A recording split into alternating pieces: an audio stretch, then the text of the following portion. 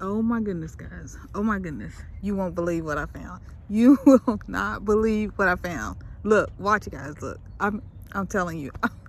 I'm so shocked. I can't believe it. I can't believe it. Look, y'all. Look. I found gold. Look, y'all. I found gold. Oh my goodness. Look at that, y'all. Oh my goodness. Gold. Y'all, eggs are so high. I'm serious. I found gold. I found gold. Look, y'all. I found gold. Yes. All right, guys. So the price of eggs has gotten ridiculous. I mean, eggs are like $5 for a dozen, or even more in some places. $5, $10, $6 for just a dozen of eggs. I would love to have eggs out here, to have chickens, I'm saying, layers out here in the urban garden, but I'm not quite sure how to do that to make it secure. I'm kind of showing you, and I'll show you guys where we'd like to have them. We started making this bed back here for our bed, but wouldn't it be nice if this was a chicken run? I don't know about an urban garden, because we don't live right here, so I don't know how safe the chickens would be, but I'd love to have a chicken run right here. But you know, it might just end up being herbs, so we'll have to see. And then I'm not sure how to keep them secure, because we had some vandalism with the bees that were out here, because there's a beekeeper that keeps bees. But just the idea that food is going up. Food is going up at a ridiculous price, and if you're not growing your own food, you really need to make that decision to grow your own food, because eggs are just one of the symptoms of what's happening right now in this economy, where food is too high. There's shortages in medicine, in food, in so many things, and the only solution is for you to take charge, for me to take charge, for us to take charge, and to grow our own foods, to understand what it means to really be, and to be self-sufficient. I'm gonna turn around one so I can see what's going on, but to be self-sufficient and to grow, so you can maybe get a better view. But eggs are ridiculous. We were getting our eggs from one of our friends, who is a farmer and who had chickens, but their chickens, of course, in the winter stopped really. That's some of the cover we had for the winter, but of course in the winter, the eggs, chickens will lay less, but their layers will lay less, but also their chickens had a little stress because of some environmental things that were going on. And so it is what it is. A lot of people are experiencing this, right? And so we didn't preserve any eggs.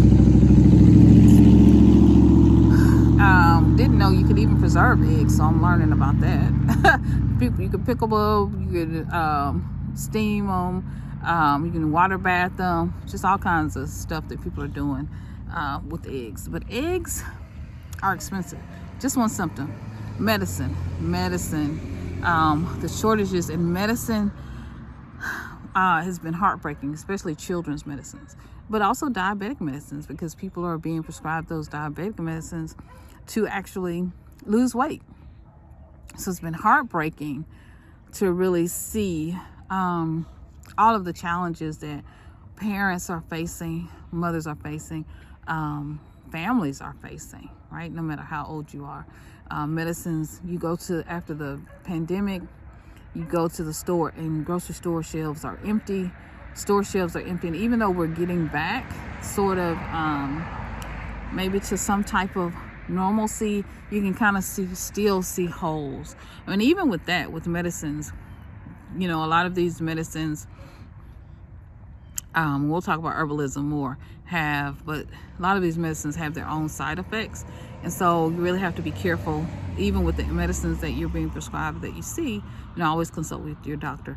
But we're finding that we really need to really see what's in things and for fevers, we've relied on aspirins and medicines to bring fever down. And yes, if they're extremely high and your doctor recommends them, yes, you should be giving them to yourself and to your children. But we've gone away from the other things, like taking a bath, right? A cool bath to kind of bring our temperatures down. Understanding that some of our fevers and expelling some of the toxins out of our body is actually a good thing. So I was, looking at people in Sweden and other countries who actually sit in saunas, right, to kind of expel those toxins, even in the cold, dead of cold. So I'm not a doctor. I'm not trying to give anybody medical advice. So I'm just kind of giving my little observations as being a human living living during this time. It's been horrendous to see all of the shortages in breast milk, right? Breast milk and eggs are some of the first things that even babies can eat, when they're starting to teeth and starting to be able to, kind of get down solids, right? You can boiled eggs. Kids love boiled eggs, and Easter boiled eggs, we're coming in, it's past the new year. So to see breast milk shortages and just the shortages or high prices on things for that families rely on as staples. I thought the breast milk shortage, I don't even have a baby or grandbaby, and I'm gonna tell you, the breast milk shortage nearly broke me down into tears, because as a mom, when I had my 2 children, I couldn't do breast milk. I'm sorry. So the milk shortages, the baby formula shortages, I keep saying breast milk shortages, I'm sorry about that, but baby milk shortages, I couldn't even do, I had to rely on baby formula from the store. When I had a child, our daughter, she had to be put on soy milk because she had allergies to the regular formula. She had to be put on soy because she had, allergies to the regular formula. But my breast became engorged, and so I couldn't do breast milk, and I was producing more milk than she could eat. And so I got sore and engorged. And so both times with both my babies and, our son, this is his birthday today, y'all. But, so they couldn't rely on my breast milk. So I had to rely on formula. And so it's very sad to see formula prices, or formula milk anyway, being a challenge for moms to get. We're living in a space and a place in a time where we have to go back to growing our own food, whether it's getting chickens, growing our own foods. Whether you're in an apartment or you have an urban space, you have a suburban backyard, or you have acres and acres and acres, it's time to figure it out, to grow your own food. And to go back to simple living, to go back to the way our grandparents or great-grandparents lived.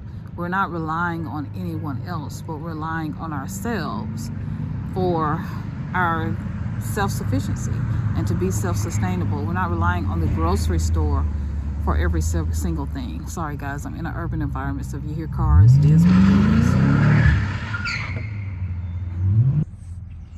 is. So it's tough, right, to rely on the grocery store and to rely on other people in order to buy your own foods. So we're living in a time where we just can't rely on other people, rely on the grocery store. We gave a lot up going just in 2 generations, right? 2, 3, 4 generations. So my great-grandmother Pearl, hubby's moving the car, y'all. My great-grandmother Pearl, she did not want the water from the city. She didn't want anything from the city. She let them put electricity in, but she didn't want anything. And when the day that they came several times trying to pull up her pump for water because they want her on the city line on city water. Oh man. And to put on, she was angry. My grandmother had to come out and let them put the spigot hose in. And the day that they came out and they put a lock on her pump and took her pump out the ground, oh my gosh, my great grandmother was livid. And so from my great grandmother to my grandmother to my mom down to me, we are so completely dependent on the store for canned foods, for all of our foods, and it limits the types of food that we have. I was just eating deer meat the other day. We had some deer and some deer sausages, and they were so delicious. When I tell you, they were absolutely delicious. But you're not gonna get that in a regular store, right? And we're not hunting and fishing and doing those things. They would fish and hunt. They would fish, go get their own fish, right? They had crappie and all kinds, buffalo and all kinds of fish. Now we are eating tilapia. It's not even real catfish. We don't even know half the time. It says catfish, but it's not even real. I mean, and then they got fake eggs and fake rice. What in the world? I need to have a rice paddy and be trying to grow me some rice. Like, what? So it's just time. This video is just time to be self-sufficient. It's time to live a simple life. It's time to invest in growing your own food and being more self-sufficient, because you can't rely on anyone else. You can't rely on the grocery store to get all your food and to get everything. Y'all, this dog's about to get on my last nerve, but you can't rely on the grocery store. You can't rely on the grocery store. You can only rely on you and what you grow and what you know is real, because I got a feeling it's only gonna get worse, right? It's only gonna get worse. And unless you're self-sufficient and taking care of yourself, it's gonna be real hard, because if it don't matter how much money you have, if the grocery store shelves are empty, what are you gonna do? So, grow. We grow inside in our apartment, we grow on the balcony. We also grow in this urban space. The goal is to be completely self-sufficient and to take care of ourselves. And I wish and hope and pray that for you, no matter where you are. Love you guys. Be sure to like, comment, subscribe, and I'll see you in another video real soon. Bye, guys.